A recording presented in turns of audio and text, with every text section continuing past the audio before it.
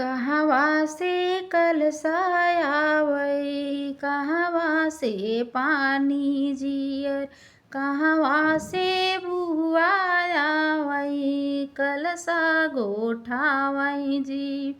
अरे कहवा से कलसायावे कहवा से पानी जी कहवा से बुआयाई कलसा गोठाई जी।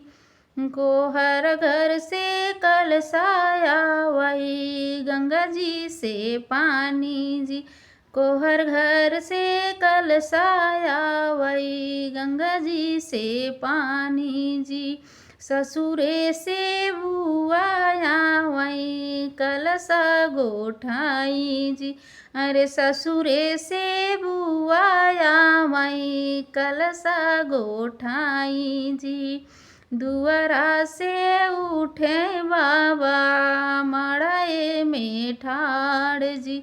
दुआरा से उठे बाबा मड़ाए में ठाड़ जी।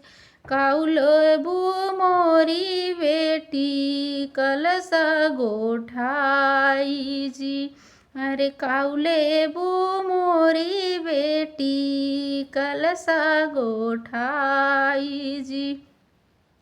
इतनी बचनी सुनी बुआ मुस्काई जी।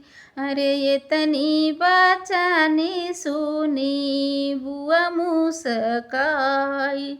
कुछ नाही लेबै बाबा कलसा गोठाई जी।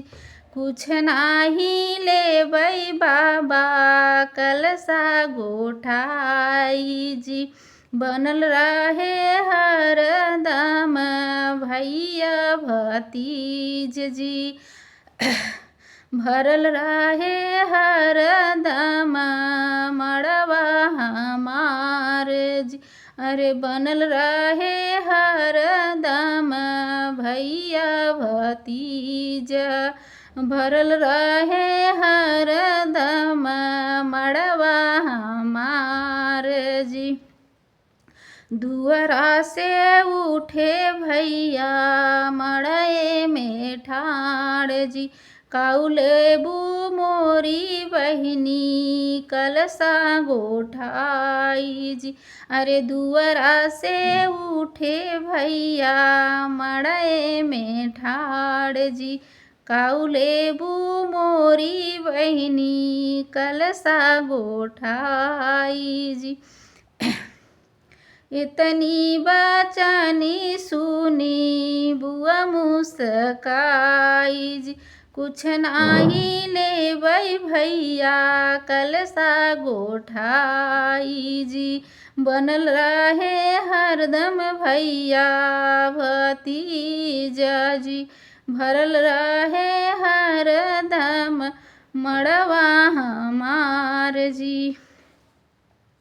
कहवा के कलसायावे कहवा के पानी जी। कहवा से बुआयावै कलसा गोठाई जी। रे कहवा से बुआयावै कलसा गोठाई जी।